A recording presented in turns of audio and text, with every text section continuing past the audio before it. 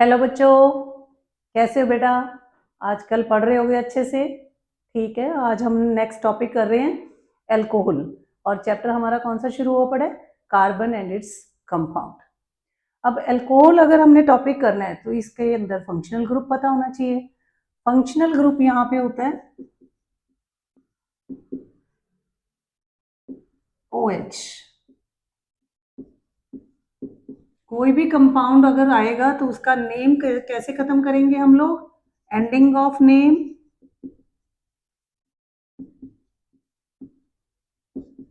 OL से and में ये लगा देना है। फर्स्ट मेंबर इसका क्या है? सब मैं शॉर्टकट करके तुम्हें बता रही हूँ। फर्स्ट मेंबर ये कार्बन से बना दो, CH3OH। इसका कॉमन नेम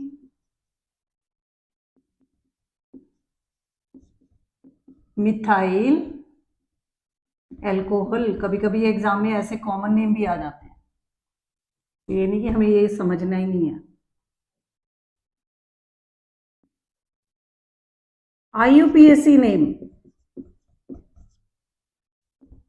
विथ AN लगाना होता है।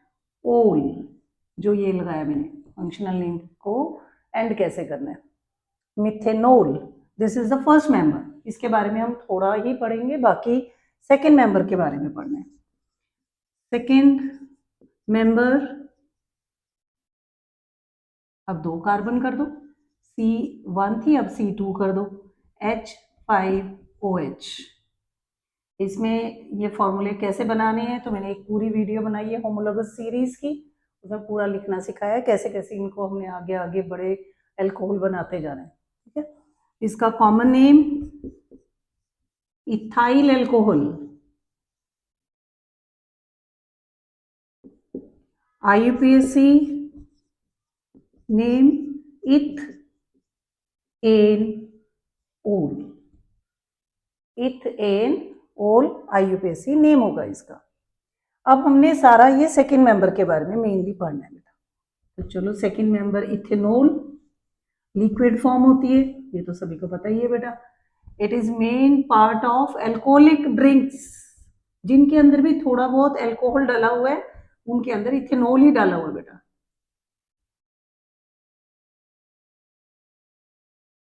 C2H5OH ये एक लिक्विड है। It is main part of या main constituent of all alcoholic drinks. Melting point इसका होता है बेटा 156 kelvin. Boiling point is 351 kelvin. It is soluble in water.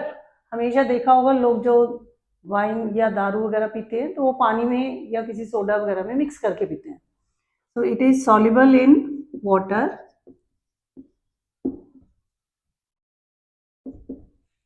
इसीलिए इससे बहुत सारी ड्रिंक्स भी बनती हैं, आगे कफ सिरप्स बनते हैं, जितनी भी खांसी की दवाई होगी टॉनिक इससे ही बनते हैं।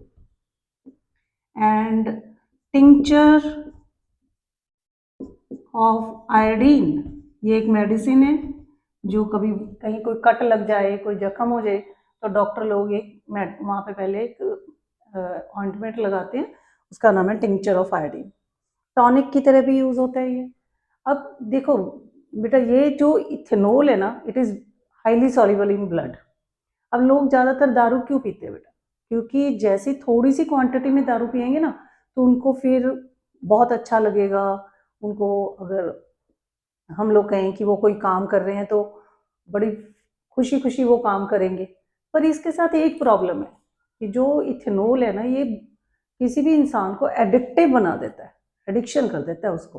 अब पहले दिन अगर वो थोड़ी सी ये अल्कोहल पिएगा, 2-4 दिन के बाद उसको उस क्वांटिटी को डबल करना पड़ेगा, कुछ दिन के बाद और ज़्यादा क्वांटिटी करनी पड़ेगी। तो ये इसके साथ सबसे बड़ा ड्रॉबैक ये है कि इंसान को ये एडिक्टिव बना देता है।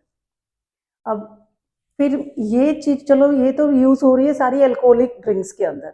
जो इसका फर्स्ट मेंबर है वो होते मिथेनॉल। इस मिथेनॉल को कोई भी नहीं पी सकता। अब ऐसा क्यों? क्योंकि ये चाहे हम इथेनॉल भी पिए या मिथेनॉल पिए, सबसे मेन ऑर्गन हमारा कौन सा इफेक्टेड होता है? That is liver. फिर उसके बाद नर्वस सिस्टम आता है,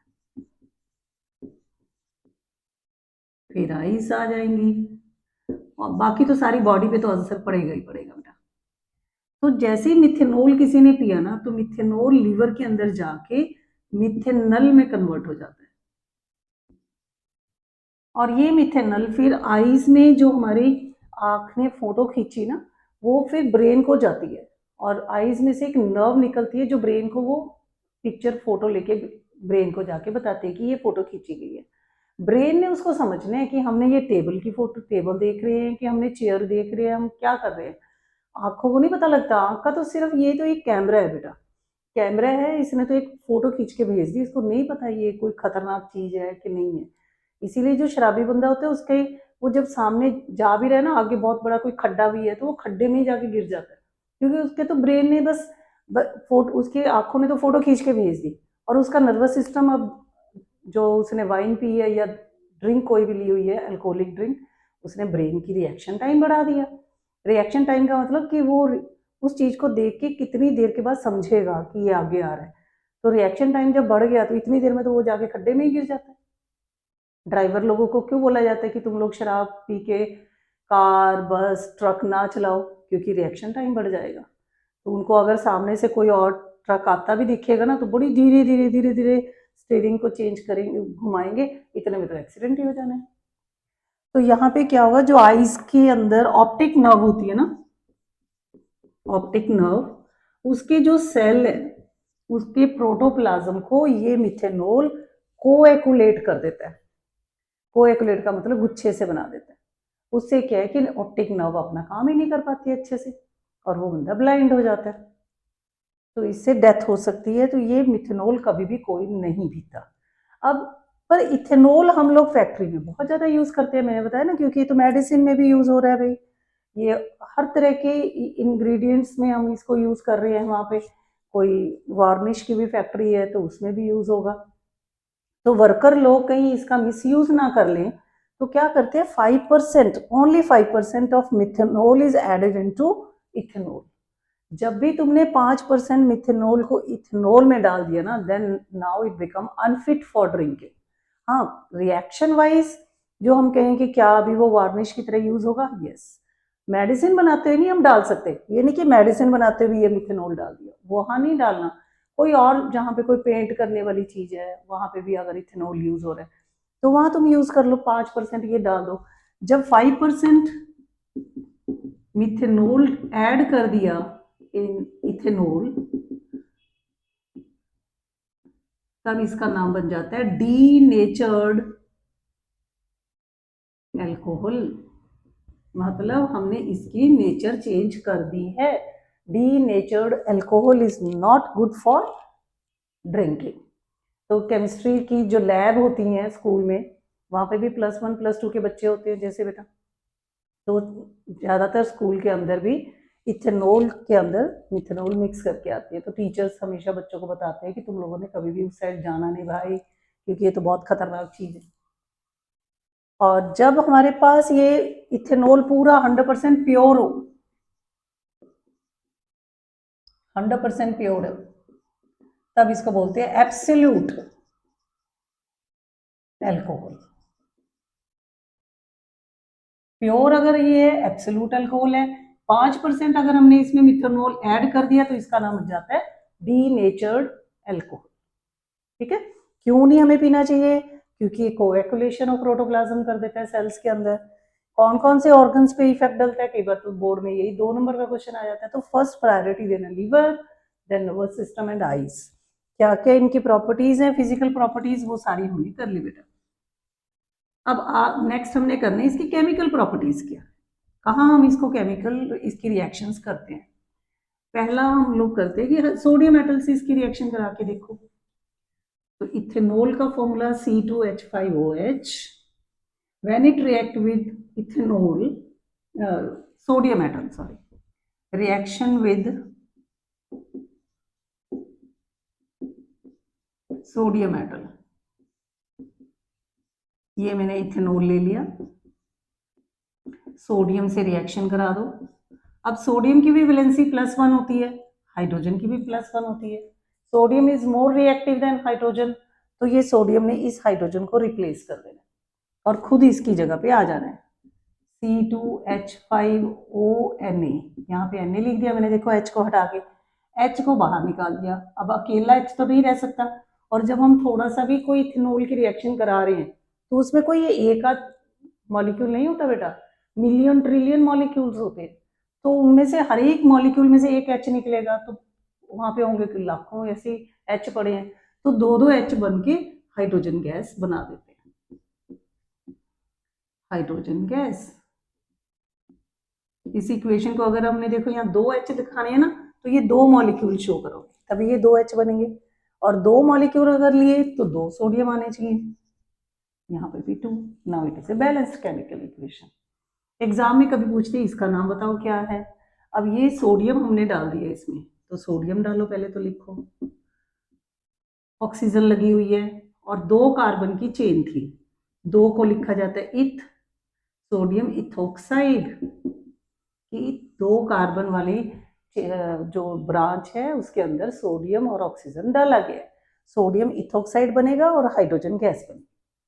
अब तुम्हारे एनसीईआरटी में 4.6 एक एक्टिविटी दी हुई है, वो ये कह रहे हैं कि एक टेस्ट ट्यूब लो, इस टेस्ट ट्यूब में तुमने इथेनॉल ले लेना है, ठीक है। अब इसके अंदर एक सोडियम का पीस डाल दो, जैसे एक सोडियम का पीस डाला बहुत तेजी से एक रिएक्शन होगी और कोई गैस इसमें से बाहर निकलेगी। अब जो गैस यहाँ से बाहर आ रही है वो हमें पता है हाइड्रोजन गैस निकलेगी, इसका तो कोई कलर ही नहीं होता, ना इसका कोई कलर है, ना स्मेल है, ना टेस्ट है, तो हम देख भी नहीं सकते। तो उन्होंने यहाँ क्वेश्चन क्या बनाया एक्टिविटी में कि तुम ये चेक करके बताओ ये कौन सी गैस है, कैसे टेस्ट करोगे। तुम कहो कि इस गैस के पास एक माचिस की तीली को जला के ले जाओ, स्प्लिंटर बोल देते हैं।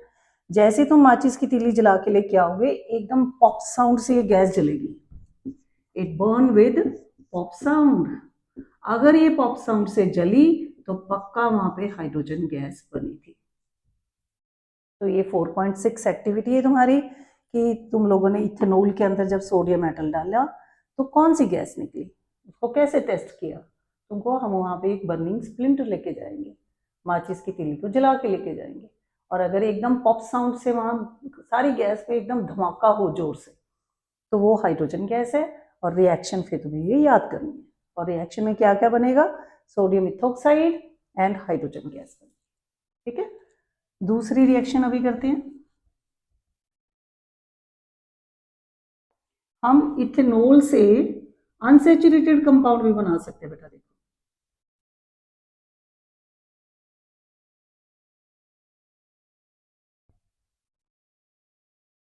फॉर्मेशन ऑफ इथीन, इथीन का मतलब 2 कार्बन जिसमें डबल बॉन्ड हो, फ्रॉम इथेनॉल। इथेनॉल का फॉर्मूला जिसके अंदर एक OH है, 5 H है और 2 कार्बन है। ये कैसे रिएक्शन होगी, देखो पहले हम इसको खोल के ही समझा रही हूँ ताकि तुम याद हो जाएगी तो शॉर्टकट करके करेंगे। जब हमने इस इथेनॉल को, ये इथेनॉल था ना, इसके अंदर डाल दिया हॉट, गरम गरम कंसंट्रेटेड जिसमें बहुत कम पानी ऐड किया है, H2SO4, हॉट कंसंट्रेटेड H2SO4 जब हमने इथेनॉल के अंदर डाला तब इसने क्या किया बेटा, इसकी आदत सल्फ्यूरिक एसिड की होती है कि जहां इसे पानी मिलता है ना ये निकाल देता है उसको। बस यहाँ पानी कैसे निकालेगा, एक तो पूरा OH निकाल देगा बाहर ये, और नेक्स्ट कार्बन का H हटा देगा, OH और H मिलके तो इन्होंने तो पानी बना दिया, प्लस बाकी क्या बचा, ये वाला बॉन्ड है ना जो यहाँ जाके डबल बॉन्ड बना देगा।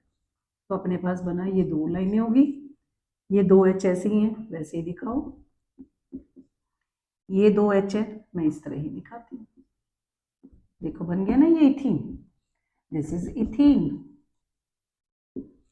कि एक OH निकलेगा और दूसरे कार्बन का H निकल के, जो जब H निकल रहा है उसकी लाइन डबल बॉन्ड बनाने में यूज होगी। ये सारा शो करके नहीं दिखाना, ये सिर्फ तुम्हें समझाने के लिए बता रही हूँ। इस तरह नहीं अगर याद रहता तो simple C2H5OH when react with hot concentrated H2SO4, तो एक OH तो ये निकलेगा, एक इसमें से H निकल जाएगा, ठीक है। तो 2 कार्बन के साथ 4H plus water, this is ethene. तो अब यहाँ पे H2SO4 ने ही सब कुछ किया ना ये बेटा, तो H2SO4 को हम क्या बोलेंगे? H2SO4 act as a dehydrating agent,